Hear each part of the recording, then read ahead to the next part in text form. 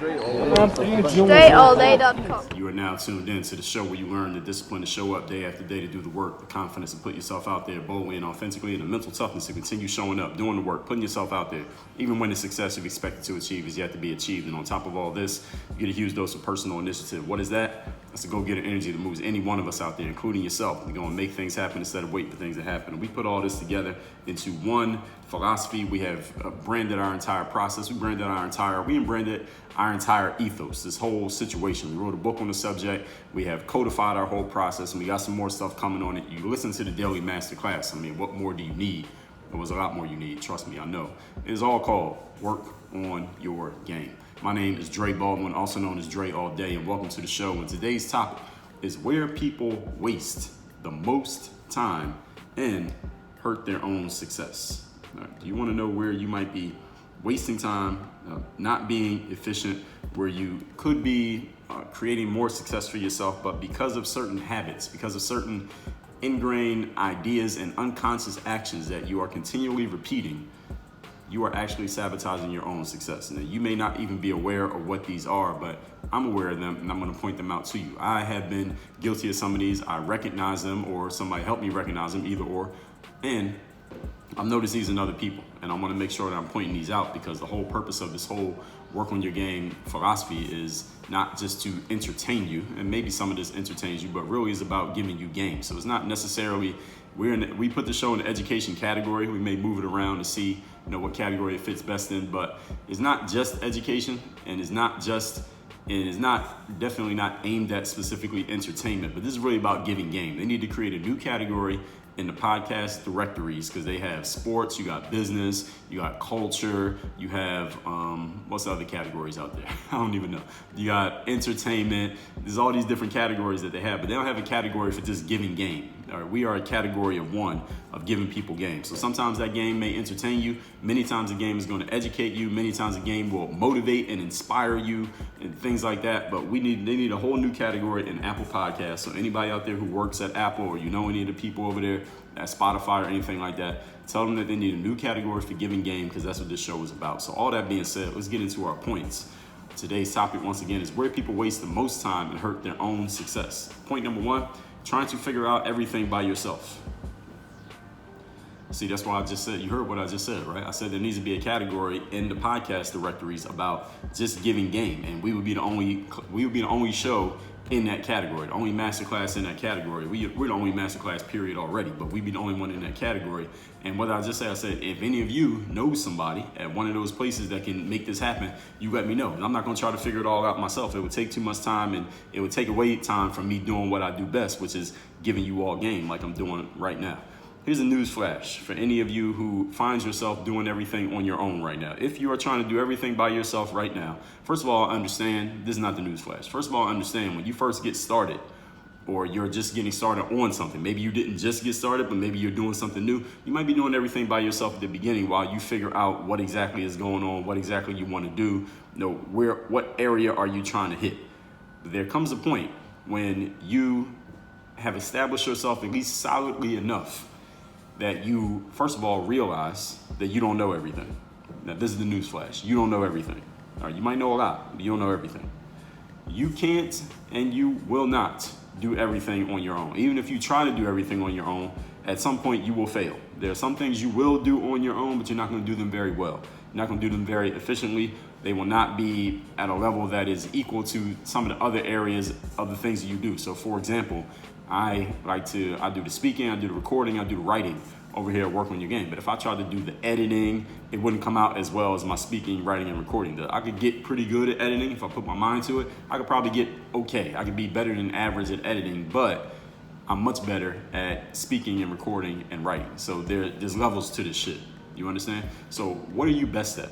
What are the things that you do best? Those are the things you should be focusing on. Then the other things, your strategy. Even if you can't do it today, your strategy is aimed towards, how do I offload these and get someone else or something else? It could be a system, it could be a process, it could be some software, someone or something else to handle these things that I'm not great at, so I have more time, energy, attention, and focus to put on the things that I am great at. And you waste time when you're doing things that you're not great at because you are not getting the highest level of return on investment because you're not that good at it. Your investment can't possibly be but so much because you're not that good.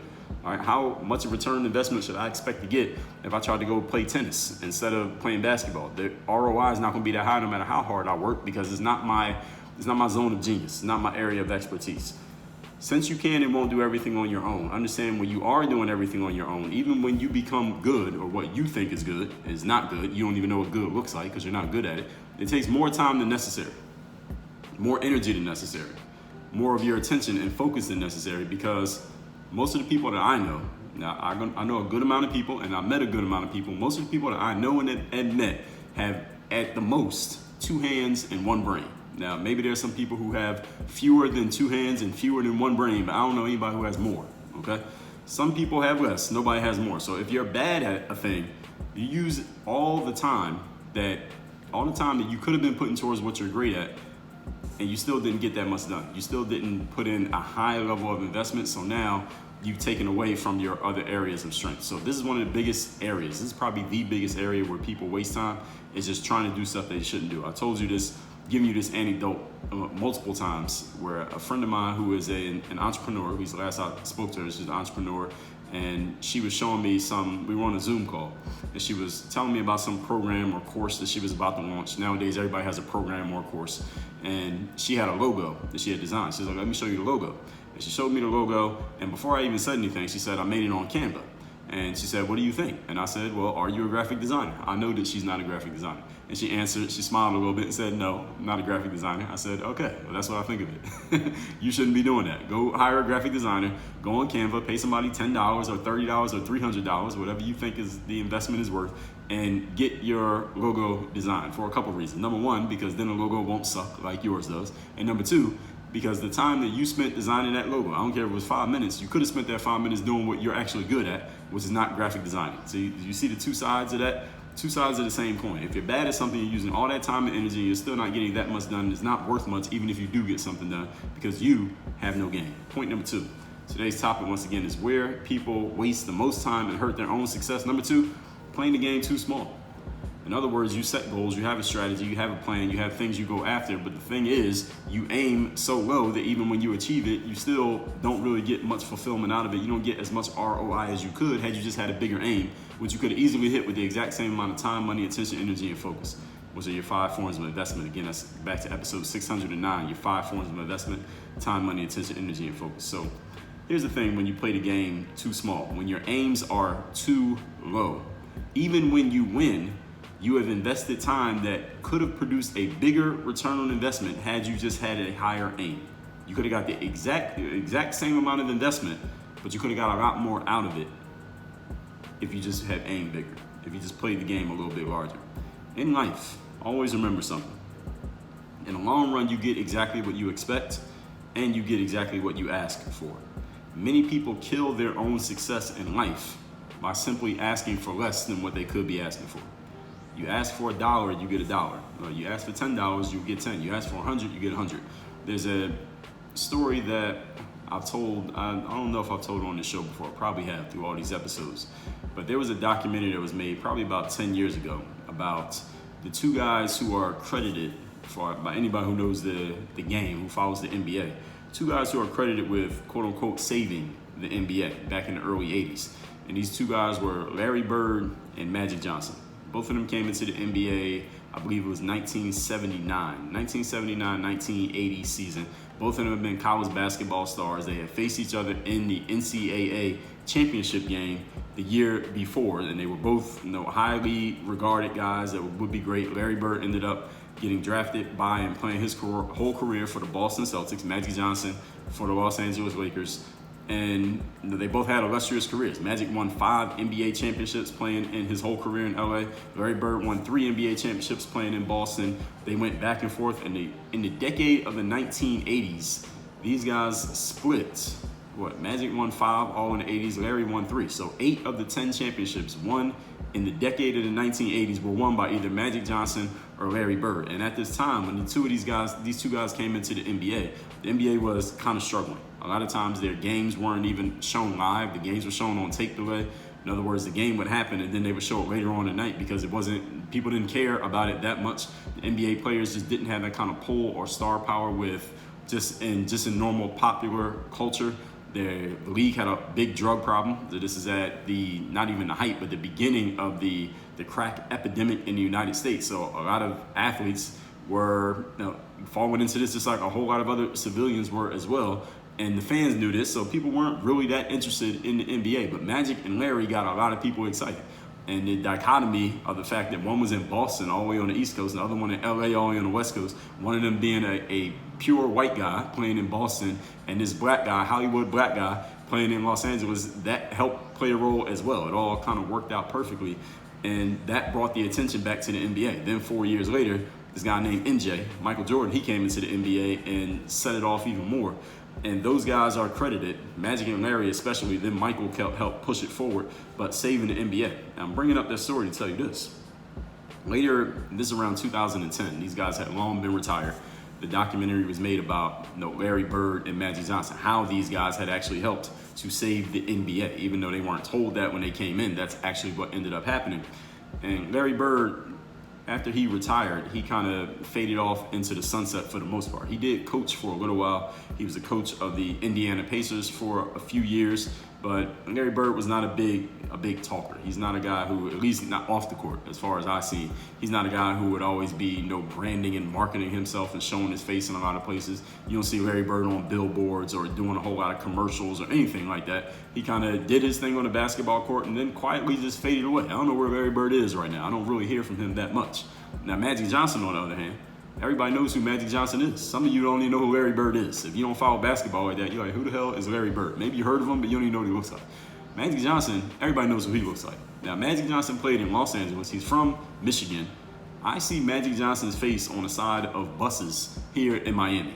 Now, when I'm walking around Miami, I see Magic Johnson on a bus for some kind of health thing. And we all know Magic Johnson famously had attained, in his words, the HIV virus. And he's still alive. It was damn near 20 years ago. He's still alive. He's the healthiest HIV patient I've ever seen. And Magic is all over the place. All right, Magic became a entrepreneur, businessman. He franchised Starbucks. Is the only person ever to become a franchise owner of Starbucks. And Starbucks doesn't do franchising. He does professional speaking gigs. Magic beat me out for a couple speaking gigs, as a matter of fact. So I'm mad at Magic at that, in a tongue-in-cheek type of way. He had his own TV show. Magic has worked as a broadcaster on TV. He did that for a little while after he had stopped playing basketball. Magic Johnson is everywhere. Magic Johnson is one of the most famous retired athletes there is. He's actually more visible as a retired athlete than somebody like Michael Jordan. You don't see Michael Jordan that much. Michael Jordan's not on social media. He's not posting anything on Twitter. You don't see Michael Jordan in a lot of advertisements. He's in a few, but not really. He's not really out there like that. Magic Johnson's out there. The only other retired basketball players that are out there more than Magic Johnson, I would say, would be somebody like Charles Barkley, Shaquille O'Neal, and that's only because they got a consistent TV gig and everybody watches that show. But Magic is all over the place. And here's the point, me bringing up Magic and Larry. At the end of that documentary, and they were talking about, these guys' ambitions, and Larry and Magic, and how, when they came into the league, what they were looking to do and what became of their histories on the court and off the court. Larry Bird had this statement. He said, when I came into the NBA, my goal, because Larry's from Indiana, he's from some hick backwater place, lived on a farm, and I think that's pretty much where he went back to after he faded from the spotlight. He said, when I came into the league, my goal was to make $1 million. And he said Magic Johnson's goal was to make $100 million. And then Larry continued, here's the happy ending to that story. We both got what we aimed for. And this is the point that I want you to get from, this is what I want you to get from the second point of how big are you playing the game? Are you aiming for $1 million or are you aiming for $100 million? Because Larry and Magic both had the same amount of time. They both had the same amount of ability and efforts, and they both could have did whatever they wanted to do. And Larry Bird was not saying it in a rueful way. Like, he wasn't regretting it. He was saying that's all I needed. All I wanted to do was make $1 million. Magic wanted to make $100 million. I got what I wanted. Magic got what he wanted. What level of the game are you playing at? This is my question to you. In life, you get what you ask for. And if you're asking for less, you will receive less. Maybe you don't even know what you're asking for is, in fact, less than what you could be asking for. You had the same amount of time every day, no matter what you do. You know that, right? So you might as well go for more. Now, you might be objecting right now, at least unconsciously saying, well, Dre, look, if I go for more, I might lose. Yeah, I know that if I'm aiming for $1 million, I could just aim for 100 million like Magic Johnson did, but what if I aim for 100 million and don't get it? I end up with 0. What if I come up short going after the bigger goal? Wouldn't it be simpler to go after the small goal, at least get a win under my belt before I go after anything bigger than that and get too ambitious before my eyes get too big for my stomach? What about that, Dre? Let me tell you why it's a good idea to go after the bigger goal anyway. Because there's less competition going after the bigger goal. There are more people trying to make $1 million than there are people trying to make $100 million. And paradoxically, since there's less competition, it's often easier to get the bigger goal than it is to get the smaller goal. And playing for what seems to be the acceptable or the reasonable or reachable goal is often much harder, as I kind of just explained, because you got so much competition you have to beat out to get the exact same thing. How many people right now are trying to make $1 million? Probably a lot. How many people are trying to make $100 million? There are probably a lot of people trying to make $100 million too, but I guarantee, I'm willing to bet money that there are fewer people trying to make $100 million than there are people trying to make $1 million. Why is that? Because generally speaking, human beings, since we are hardwired for fear, we rather go for something smaller that seems more reachable and more attainable than going after something bigger, simply because going after the bigger thing, it triggers that fear instinct in us that we might come up short and end up with absolutely nothing at all. And this is what causes most people to never even try. If you are willing to try, and when you are willing to try, let's not say if, we'll say when you are willing to try, you have very little competition, and thusly it'll be much easier for you to obtain the goal. I'll tell you another story. I wrote about this on my website, on my blog at dreallday.com. My senior year of high school, after the basketball season ended, when I didn't really play, sat on the bench, there was this tryout for this team in the Sunny Hill Basketball League. And I talked about this in the 6-part series where I did the Q&A with the Prairie High School students.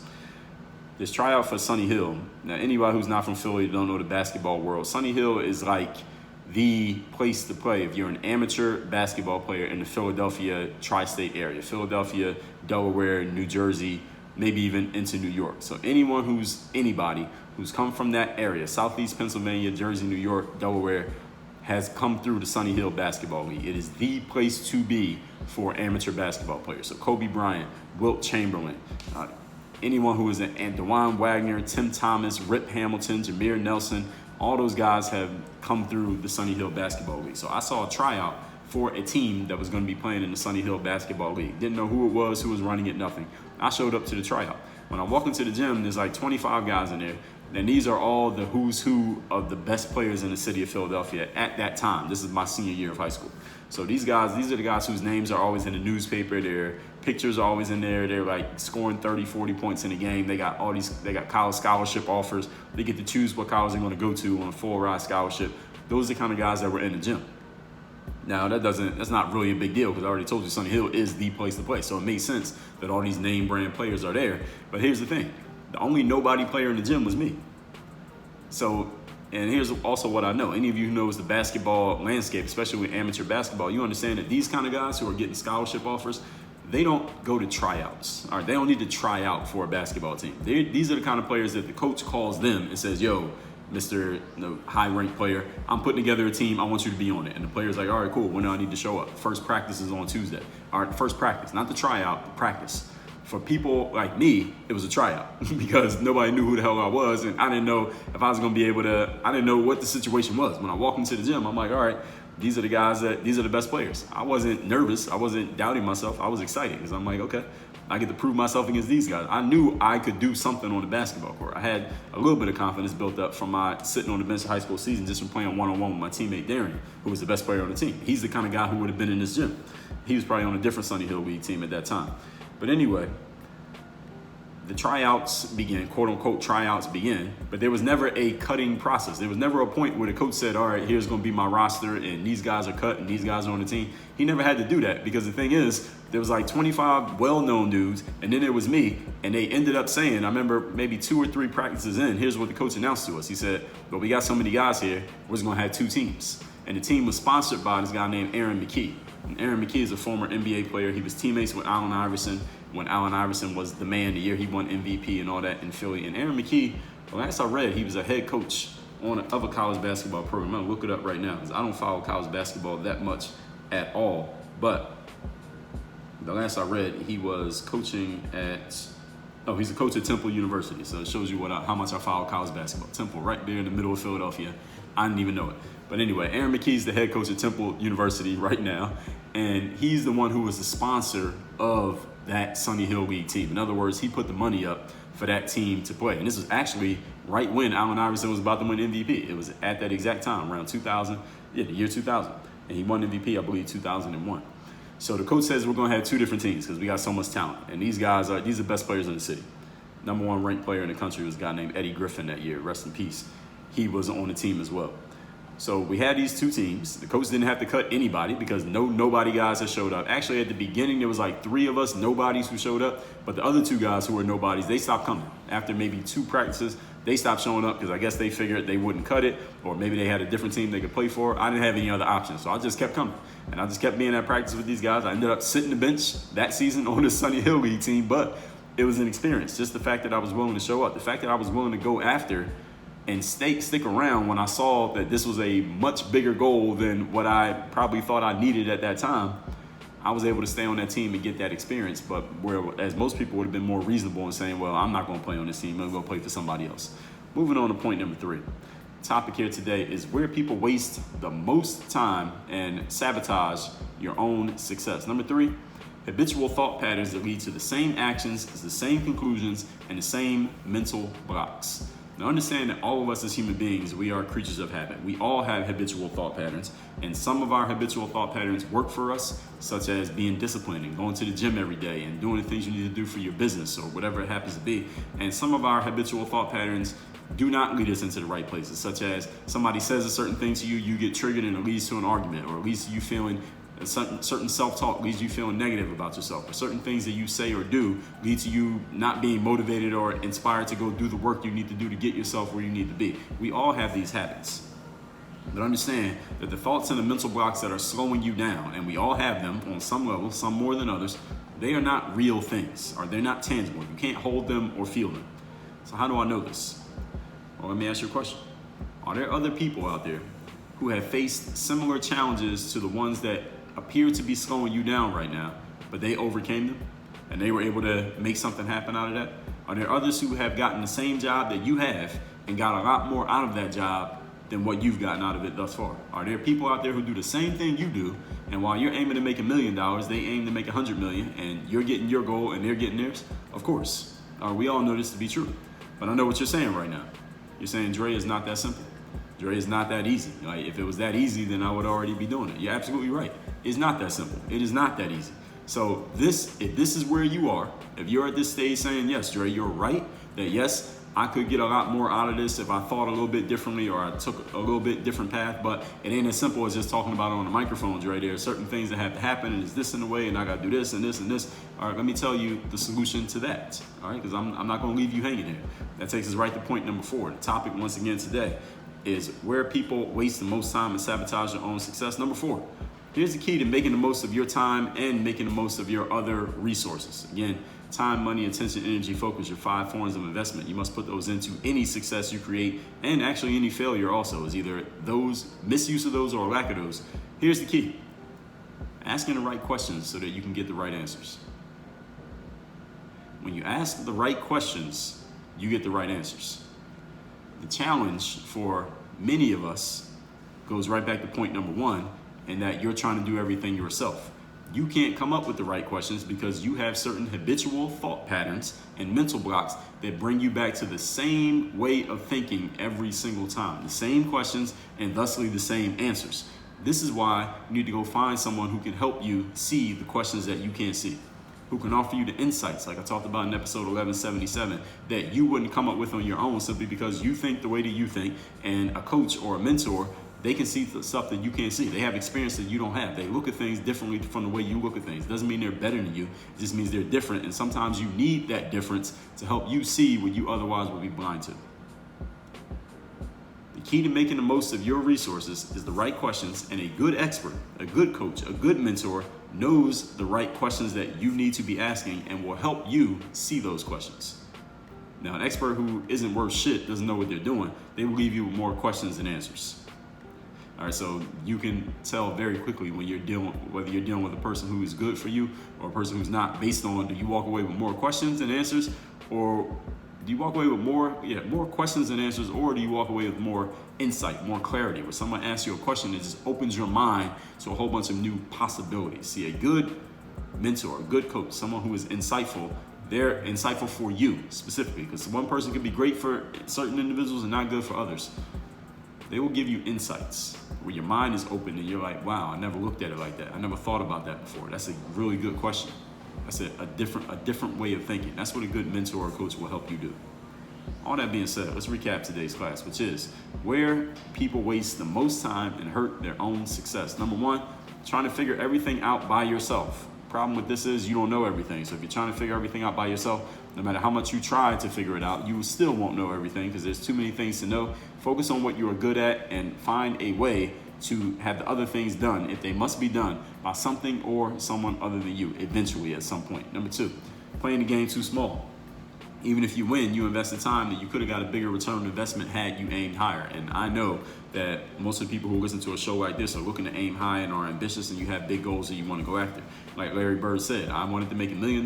Magic Johnson wanted to make $100 million. We both achieved our aim. That's the happy ending to the story. What are you aiming for? Is it taking you where you want to go?